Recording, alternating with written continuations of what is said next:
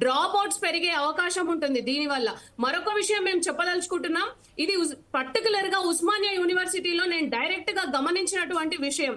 ఒకవేళ ఒక మంత్ లో 10 డేస్ వర్కింగ్ డేస్ ఉంటే విద్యార్థులు ఈ 10 వర్కింగ్ డేస్ కోసం బస్ పాస్ తీయడం ఎందుకు అని చెప్పి ఆ 10 వర్కింగ్ డేస్ కూడా వెళ్లకుండా బస్ పాస్ రెన్యువల్ చేయించుకోకుండా ఉన్నటువంటి పరిస్థితులు ఉస్మానియా యూనివర్సిటీ గర్ల్స్ హాస్టల్లో మేము ప్రత్యక్షంగా చూసాం. ఇది రాష్ట్రం అంతా కూడా రేపు జరగబోతుంది. ఇది వాళ్ళ విద్య పైన ఇంపాక్ట్ చూపించబోతుంది. మేము తెలంగాణ రాష్ట్ర ప్రభుత్వానికి ఒకటే చెప్పదలుచుకున్నాం, మీరు విద్యార్థుల పైన ఇటువంటి భారం వేస్తే అది బస్ పాస్ల రూపంలోనో మరొక రూపంలోనో మీరు దానికి తగినటువంటి దాన్ని కూడా ఎదుర్కోవాల్సి వస్తుందని మేము చెప్పదలుచుకున్నాం.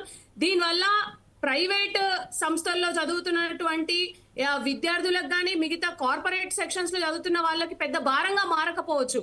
కానీ చాలా మంది విద్యార్థులు, లక్షల మంది విద్యార్థులు ఈ రోజు పేద బడుగు బలహీన వర్గాలకు సంబంధించిన విద్యార్థులే ఆర్టీసీ బస్సుల్లో పబ్లిక్ ట్రాన్స్పోర్ట్ ని యూజ్ చేస్తున్నటువంటి వాళ్ళు ఉన్నారు.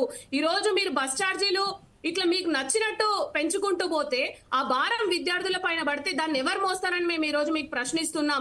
తక్షణమే కాంగ్రెస్ ప్రభుత్వం ఈ నిర్ణయాన్ని వెనక్కి తీసుకోవాలి.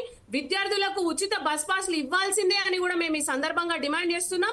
మీరు ఈ రోజు తీసుకున్నటువంటి ఈ నిర్ణయం ఒకవైపు తల్లికి మీరు ఉచితంగా బస్సులో ప్రయాణించే అవకాశాన్ని కల్పిస్తున్నామని మీరు పోగెత్తు మాటలు మాట్లాడుకుంటూ ఒకవైపు స్పీచ్లు దంచుకుంటూ మరొక వైపు అదే తల్లి కడుపులో పుట్టిన పిల్లల్ని మీరు భారంగా మోపడం అనేది ఇది కరెక్ట్ కాదు. ఇది తల్లికి కొడుకుని బిల్లల్ని కొట్టి తల్లికి పెడుతున్నటువంటి విధంగా ఈ నిర్ణయం ఉందని కూడా మేము చెప్పదలుచుకున్నాం. తక్షణమే ఈ నిర్ణయాన్ని ఉపసంహరించుకోవాలి. బేషరతుగా విద్యార్థులందరికీ కూడా ఉచిత బస్ పాస్ ని తెలంగాణ రాష్ట్ర ప్రభుత్వం ఇవ్వాలని కూడా మేము జార్జ్ రెడ్డి PDSU రాష్ట్ర కమిటీ తరఫున డిమాండ్ చేస్తున్నాం.